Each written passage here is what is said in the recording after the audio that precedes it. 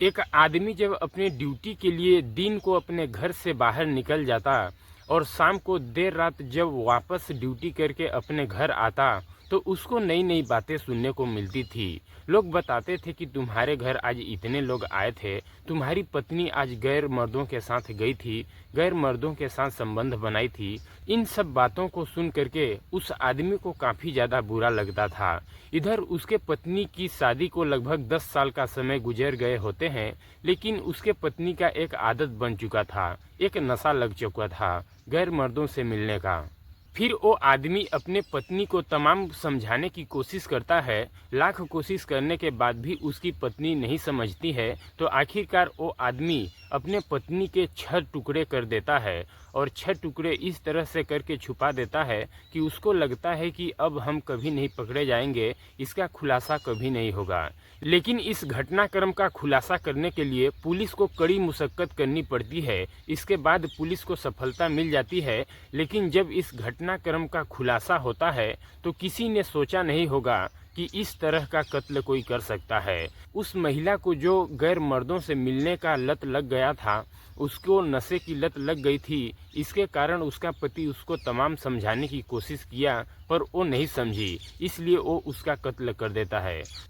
और इस घटनाक्रम को पूरी समझने के लिए आप लोग हमारे वीडियो में अंत तक बने रहें ताकि आप लोगों को अच्छे से समझ आए। और आप लोग अभी तक हमारे यूट्यूब चैनल पर नए हैं और चैनल को सब्सक्राइब नहीं किए हैं तो चैनल को सब्सक्राइब कर लें और वीडियो को लाइक शेयर कर दें ताकि हमारा भी हौसला बढ़ता रहे आप लोगों के प्रति। तो आप सभी को नमस्कार, हम संतोष कुमार, आप देख रहे हैं संतोष क्राइम सफ़र। तो चलिए दोस्तों, इस घटनाक्रम में हम लोग आगे बढ़ते हैं और सिलसिलेवार तरीके से समझने की कोशिश करते हैं कि आखिरकार हुआ क्या था।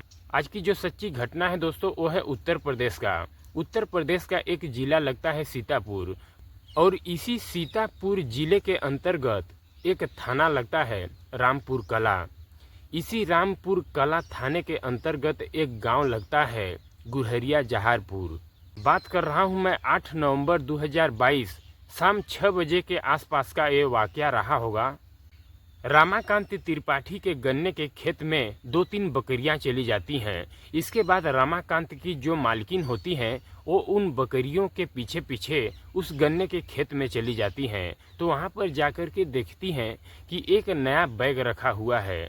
जब वो महिला उस बैग के पास जाती हैं और उस बैग का चैन खोल करके देखती हैं तो उस बैग के अंदर एक पैर रखा हुआ होता है और एक हाथ मिलता है। इस चीज को देख करके वो एकदम से चीखने चिल्लाने लगती हैं। अपने बकरियों को तो बिल्कुल ही भूल चुकी थी। फिर वो महिला उस गन्ने के खेत से बाहर निकलती हैं और गांव टोले मोहल्ले में जाकर के शोर शराबा कर देती हैं। उनकी शोर शराबा सुन करके गांव के सैकड़ों लोग वहां पर इकट्ठे हो जाते हैं और इसकी सूचना पुलिस को भी दी जाती है। फिर पुलिस भी अपने टीम के साथ वहां पर आती है, फोरेंसिक टीम भी वहां पर आती है डॉगी के साथ में भी, और साथ में वहाँ एसपी हो, एएसपी हो, सीए हो, थानेदार हो, सभी लोग वहाँ पर पहुँच जाते हैं। इसके बाद उस खेत के आसपास और जितने खेत थे वहाँ पर चारों तरफ खोजने लगते हैं लोग। तो उस महिला के 2 हाथ और 2 पैर और उसका धड़ भी मिल जाता है, लेकिन सर नहीं मिलता है लोगों को। इधर पुलिस की टीम जो होती है वो डॉगी स्क्वाड के माध्यम से उस महिला के सर को ढूंढने के लिए तमाम कोशिश करते हैं, लेकिन सर नहीं मिलता है। देखते ही देखते रात हो जाता है। फिर सुबह 9 नवंबर को के सुबह पुलिस उसी जगह पर जाती है और अपने डॉगी स्क्वाड के माध्यम से उस महिला के सर को ढूंढने की कोशिश करती है। तमाम कोशिश करने के बावजूद आखिरकार पुलिस को उस महिला का सर मिल जाता है। सर मिलने के बाद पुलिस को कहीं न कहीं थोड़ा सा राहत मिलता है कि अब जब महिला का सारा पार्ट मिल चुका है तो अब हम लोग कातिल तक भी आसानी से पहुंच जाएंगे। इधर उस महिला का सर जो है पुलिस को तो मिल जाता है, लेकिन उस महिला के सर को पुलिस को पहचानने में काफ़ी दिक्कत और परेशानियां हो रही होती हैं, क्योंकि उस महिला के सर को पूरी तरह से खखोर दिया गया था, इसलिए पहचान में नहीं आ रही होती है। इसलिए पुलिस एक स्केच बनाने वाले व्यक्ति को बुलाती है वहां पर और उस महिला का प्रिंटिंग एक पेपर पर उतारा जाता है, जिसके माध्यम से कुछ पहचान होती है। इधर जब उस महिला का स्केच पूरी तरह से कंप्लीट तैयार हो जाता है तो फिर उस स्केच को एक सोशल मीडिया पर अपलोड किया जाता है और उसमें बताया जाता है कि सीतापुर के रहने वाली एक महिला है, उसकी लाश एक बैग में 6 टुकड़ों में मिली हुई है और इस महिला के गले में मंगलसूत्र है, माथे पर सिंदूर है और वो महिला कुछ आभूषण भी पहनी हुई है। मरने वाली महिला की उम्र लगभग 25 से 30 साल बताई जाती है। आखिरकार ये लाश किसकी है, सोशल मीडिया के द्वारा शनाख्त करने की कोशिश की जाती है लेकिन कोई रिस्पॉन्स नहीं मिलता है।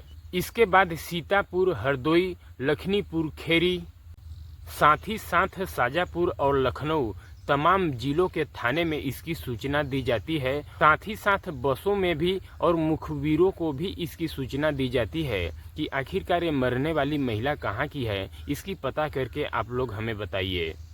ये बिल्कुल परफेक्ट प्लान के तहत मर्डर किया गया था, इसलिए इसमें पुलिस भी कहीं न कहीं हार चुकी थी। इधर फिर 6 टीमें बनाई गई थी, इधर पुलिस अपना काम कर रही थी और मुखबिर जो थे वो अपना काम कर रहे थे, इधर सोशल मीडिया जो थी वो अपना काम कर रही थी और इधर पत्रकार जो थे वो अपना काम कर रहे थे और हर जिले के तमाम पुलिस भी अपना काम कर रही थी। लेकिन तमाम कोशिश करने के बावजूद भी न तो कातिल का पता चल रहा था न तो वजह पता चल रही थी। इधर कई दिन का समय गुजर जाता है। आखिरकार 20 नवंबर को एक महिला एक थाने में पहुंचती है और पुलिस वालों से कहती है कि सोशल मीडिया पर एक तेजी से फोटो वायरल हो रहा है, हो न हो वो हमारी बेटी का फोटो हो।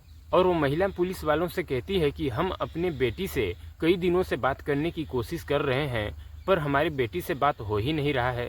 जब इस बात को पुलिस सुनती है तो पुलिस के अंदर भी एक आस जगती है। फिर पुलिस जहां पर उस महिला की लाश पाई थी, बैगों में 6 टुकड़े उसके मिले थे, उस जगह से लगभग 7 किलोमीटर दूर पर रामपुर कला क्षेत्र थाने के अंतर्गत का ही एक गांव लगता है लोना। उस लोना गांव का रहने वाला पंकज मौर्य जो कि उस महिला का पति बताया जाता है, बाराबंकी की रहने वाली वो महिला बताई जाती है। उस महिला की शादी लगभग 2012 यानी कि 10 साल पहले हुई थी। इसके बाद पुलिस जो होती है आखिरकार पंकज को ढूंढना शुरू कर देती है। कड़ी मुशक्कत करने के बाद पुलिस को पंकज हाथ लग जाता है। पंकज जब पुलिस को हाथ लग जाता है तो फिर पुलिस उस महिला के हत्या के बारे में पंकज से पूछताछ करने लगती है तो पुलिस के सामने पंकज जो है वो रोने लगता है। फिर पुलिस कहती है पंकज से कि तुम रो या मत रो, हमें इस महिला की कत्ल का वजह और सच्चाई बताओ। पुलिस को जब पंकज सच बताता है तो उस सच्चाई में ये बताता है कि जब हमारी शादी हुई थी तो शादी के कुछ महीने बाद ही हमें मालूम चल गया था कि इसको नशे करने की आदत है, गोलियां खाने की आदत है। जब वो गोलियां खा लेती थी तो उसको सुध ही नहीं रहता था। वो 8-8 दिन तक घर से गायब रहती थी और किसी भी गैर मर्दों के साथ शारीरिक संबंध बना लिया करती थी। और जब वो नशे के हालत में घर से बाहर निकलती तो वो किसी के घर में जाकर के रुक जाती थी। कोई भी मर्द उसको बुला लेता था, जो भी उसको कहता उसके साथ वो करने लगती थी, शारीरिक संबंध बना लिया करती थी। इस तरह से उसको नशा करने की आदत लग चुकी थी। और हम अपने पत्नी को काफ़ी समझाने की कोशिश करते थे पर उसको समझ में आ ही नहीं रहा था। जब वो नशे की हालत में होती थी तो अपने और पराये मर्दों में कोई अंतर महसूस नहीं कर पाती थी और इस तरह से उसको पराये मर्दों की लत लग जाती है। ऐजा मीडिया रिपोर्ट में इस बात को बताई जाती है। फिर पुलिस पंकज से कत्ल के बारे में पूछती है कि आखिरकार तुमने कत्ल कैसे किया। फिर पंकज पुलिस को बताता है कि हम अपने 2 दोस्तों का सहारा लिए थे। सबसे पहले अपने पत्नी का गला दबा दिए। गला दबाने के बाद जब वो मर जाती है तो हम भला से उसके शरीर के 6 टुकड़े कर दिए थे। 6 टुकड़े करने के बाद कुछ टुकड़े बैग में डाले थे और कुछ टुकड़े बोरी में पैक किए थे। इसके बाद हम अपने घर से जब दूर फेंकने के लिए इसके बॉडी को जा रहे थे तो हमारी दिल की धड़कनें काफ़ी तेज़ी से धड़कने लग गई थी। इसके बाद वो बताया कि हम महज 7 किलोमीटर दूर ही जा पाए। इसके बाद हम उसके डेड बॉडी को रामाकांत के गन्ने के खेत में जा कर के फेंक दिए। डेड बॉडियों को अलग अलग जगहों पर फेंक दिए, हाथ कहीं पर फेंक दिए, सर कहीं पर फेंक दिए, धड़ कहीं पर फेंक दिए। लेकिन फेंकने से पहले उसका जो सर था, उसका चेहरा था, उसको हम काफ़ी ज़्यादा खरोच दिए थे ताकि वो चेहरे पहचान में न आए। कहा जाता है कि आप कत्ल कितने भी शातिर तरीके से कर लो, आखिरकार कातिल एक दिन पकड़ा ही जाता है। आखिरकार जिस महिला की मौत होती है उस महिला की मां ने जाकर के पुलिस में बताई, फिर उन्हीं के माध्यम से पुलिस पंकज तक पहुंची और फिर पंकज के 2 दोस्तों को भी पुलिस गिरफ्तार कर लेती है। आखिरकार इन लोगों का मामला कोर्ट में विचाराधीन चल रहा है। अब आगे क्या सजा होगी वो कोर्ट ही तय करेगा। इधर जिस तरह से एक पति ने अपने पत्नी की खौफनाक और बुरी दर्दनाक तरीके से हत्या की थी, इसका गुंज पूरे गली और मोहल्ले में काफ़ी तेजी से वायरल हो चुका था। उसी दौर में श्रद्धा और बालकर का भी हत्या काफ़ी तेजी से वायरल हो चुका था, जो कि मुंबई की रहने वाली लड़की थी। दिल्ली में उसके 35-36 टुकड़े कई जगहों पर मिला था। इसके बाद ये भी मामला जो था ये भी काफ़ी तेज़ी से वायरल हुआ। पुलिस ने जब इसको गिरफ्तार किया और इस घटनाक्रम के बारे में खुलासा हुआ तो कई लोगों को काफ़ी ज़्यादा पश्चाताप भी हुआ। आखिरकार वो पति बेचारा क्या करता, उसकी पत्नी इस तरह से गलत हरकतें कर रही थी तो क्या उसको अपने पत्नी को मार देना था, या पुलिस का सहारा लेना था, या बड़े लोगों से किसी से राय मशवरा करना था जिससे कि उसके पत्नी को कोई समझा सके, या बड़े अधिकारियों का सहारा लेना चाहिए था। और वो बड़े अधिकारियों के पास जाता और बोलता कि हमारी पत्नी जो है इस तरह की गलत हरकतें कर रही हैं, और बड़े लोग जब उसको समझाते तो शायद समझ में आ जाता और फिर इस तरह से वो कत्ल न करता और अपने ज़िंदगी जेल में न बिताता, बाकी बची हुई ज़िंदगी को वो अच्छे तरह से जीता।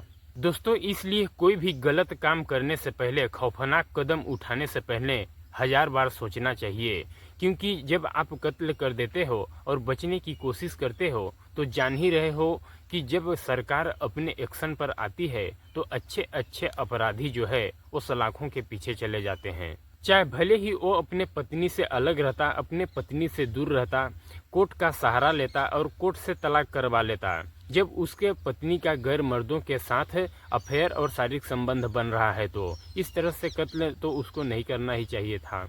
तो दोस्तों, ये रही पूरी सच्ची कहानी। इस घटनाक्रम को सुनाने का उद्देश्य मेरा किसी को ठेस पहुंचाना, परेशान करना नहीं है, बल्कि आप सभी को सचेत और जागरूक करना है कि देश दुनिया में इस तरह की तमाम घटनाएं घट रही हैं, जिससे कि आप लोग सतर्क और सावधान रहें ताकि आपके भी परिवार सुरक्षित रहें। मिलते हैं अगले दिन एक और सच्ची कहानी के साथ। तब तक के लिए जय हिंद, जय भारत।